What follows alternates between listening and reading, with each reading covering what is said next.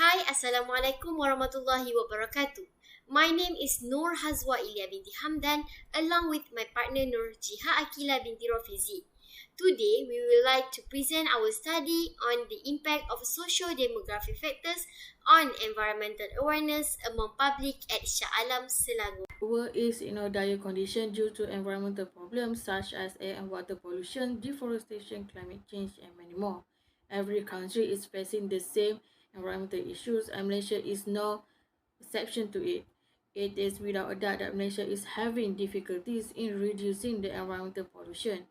This can be seen in the Climate Change Performance Index (CCPI), where Malaysia dropped from 39th in 2016 to 56 in 2021.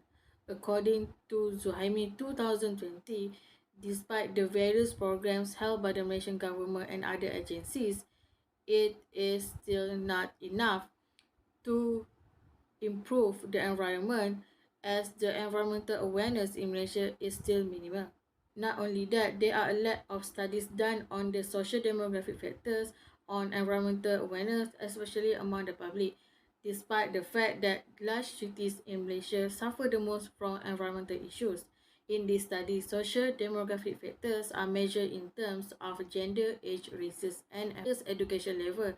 Meanwhile, environmental awareness is measured in terms of knowledge, attitude, and cognitive skills. Moving on to the next, which is problem statement, research question, and research objective.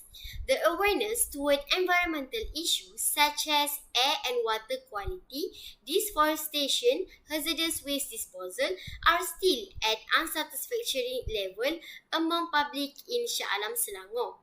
In fact, the concern to protect the environment among Malaysian citizens also is still at low level, although many policies and awareness program or campaign have been implemented by the government. Moreover, many people might not realize what is happening around them, especially towards environmental, including climate change and which might affect their health. This is the reason why environmental awareness still at minimum. In terms of socio-demographic factors such as age and level of education, the previous research agreed that younger people and those who have low level of education do not have a lot of awareness toward environment. In addition, some researchers said that there is no significant impact by gender on environmental awareness. Therefore, this research aimed to examine the impact of socio-demographic factors towards environmental awareness. The first research question is, what is the level of environmental awareness measured in terms of three things, which is environmental knowledge, environmental attitude, and environmental cognitive skills among public in SHAH Selangor. Along with that, the research objective is to identify the level of environmental awareness measured in terms of the three things among public in SHAH Selangor. The second research question is there any significant difference on environmental awareness on the basis of socio-demographic factors such as age, gender, race, and highest levels of education? For your information, this research objective also to examine the significant difference in environmental awareness on the basis of the socio-demographic factors such as gender, age, races, and highest level of education. This is our conceptual framework, where it consists of independent variables and dependent variables.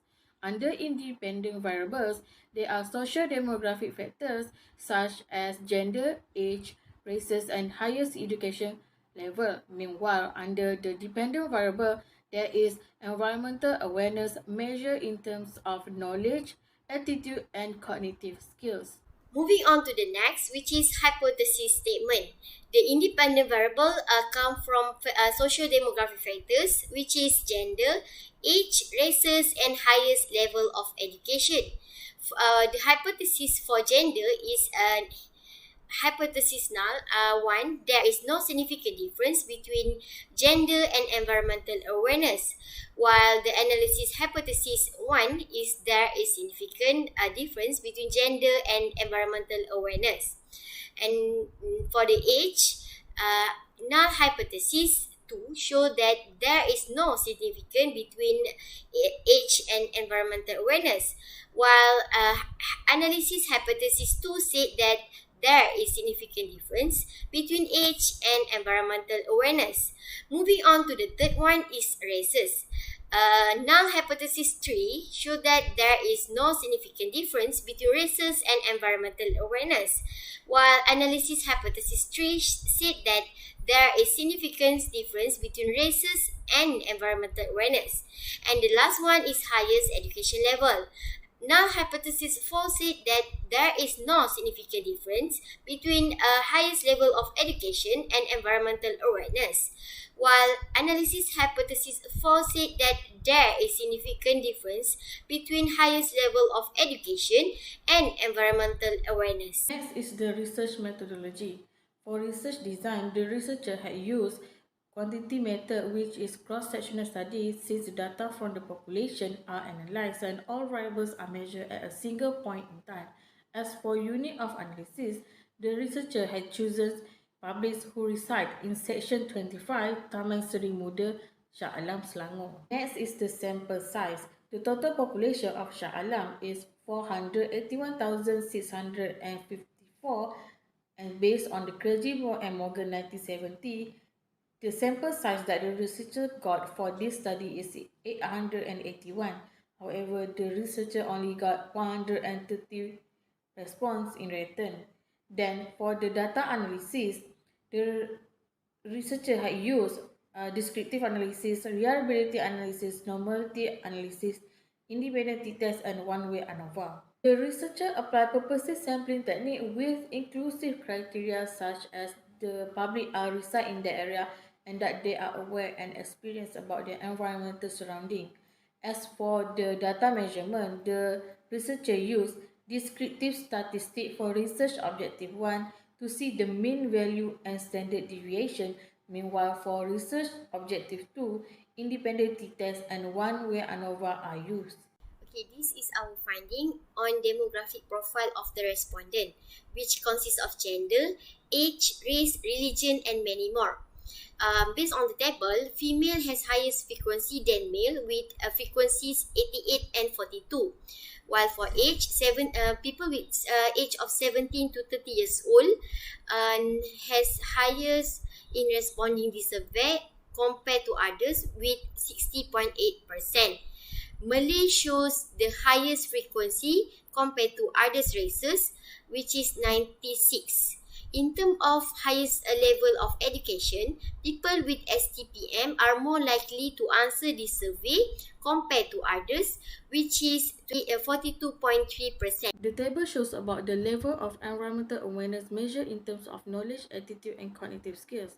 From the result, we can see that the level of environmental awareness when measured in terms of knowledge, attitude, and cognitive skills among the public in Shah Alam is at moderately high.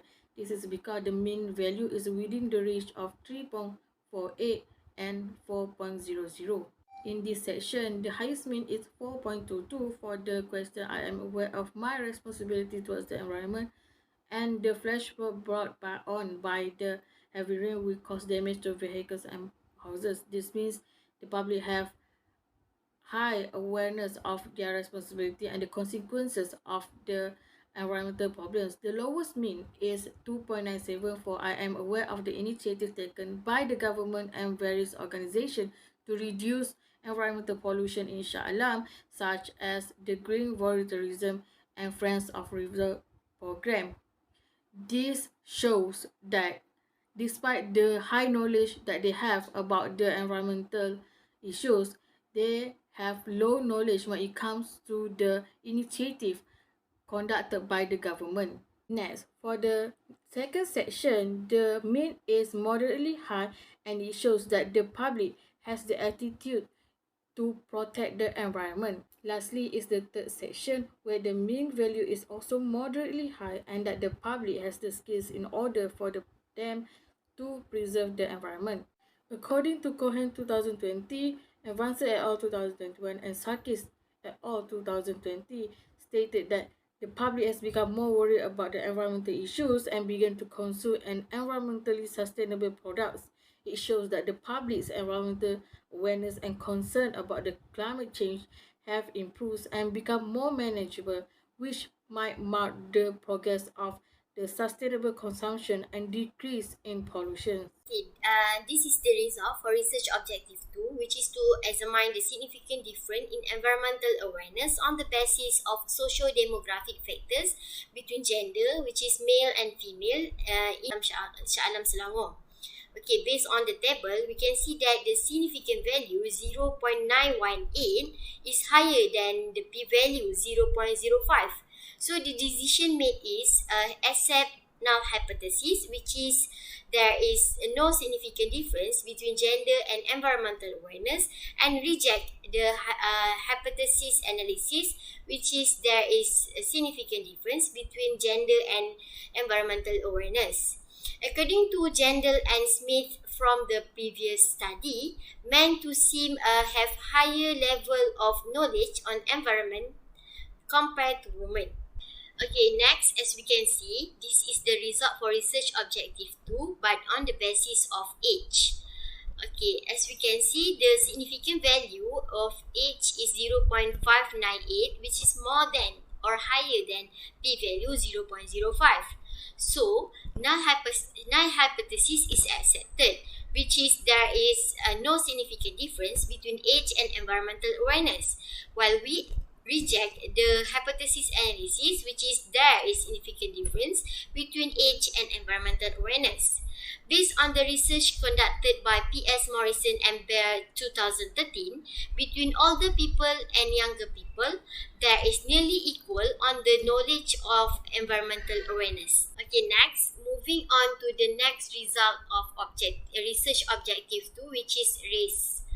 And as we can see in the table, show that the significant value of race, which is 0.215, is higher than the p-value 0.05.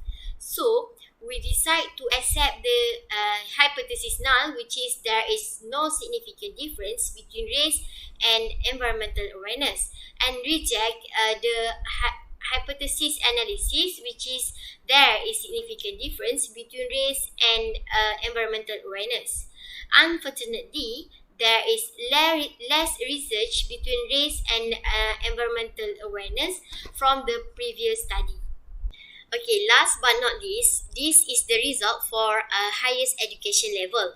This result is different from another result because the significant value is 0.038, which is less than p-value 0.05.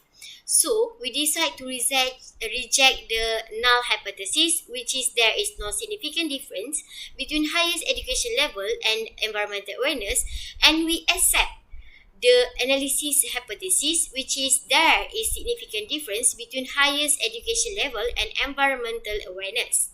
Based on the previous research made by Phelan 2017, the individual with better education is more likely 3.2 times good in environmental awareness compared to individual with low education level. Moving on to the next one, which is the research recommendation. In order to increase the awareness of the people towards the environment, there must be more environmental awareness programs. Malaysia had initiated SMART, that stands for Starting Managing Our Resources Today, which focus on managing the natural and non-natural and the solid waste management. Proper education for the younger generation may help to promote zero waste lifestyle and build a greener nation for a better future. Next, to enhance the effectiveness and the implementation of environmental policies, the Malaysian government had developed the institutional and legislative framework for environmental protection in order to encourage ecological responsible and sustainable growth. The national policy on the environment works to enhance Malaysia's economic, society and culture, while also raising the living standard for its citizens through environmental friendly and sustainable development. Lastly is to expand the variables of the study. Instead of using the socio-demographic factors as independent variables, The environmental awareness could also be measured in terms of pro-environment and non-pro-environment. Other than that, the target response could also be university students, public servants, parents, and employees in Malaysia. Last but not least, this study also have limitation and suggestion. The first limitation is less number of sample size. We only distribute the survey at section 25 Taman Sri Muda Shah Alam Selangor. Due to that, we only get small number of respondents. As recommendation for future study, we need to widen the area of the study such as section 23, section 24 to get more respondents. The second one is limitation in obtaining information. This is because there are less commitment shown by the public and some of them, like senior citizens, are not familiar with the academic questions. So, the best solution is using another method of study such as qualitative method, or we can use both method such as quantitative and qualitative method. And then the last one is poor response from the public. Most of the public are not interested and simplify tick the answer without referring to the questions. We should approach to increase the survey of response by making more interesting survey and give full of guidance when they answer the survey.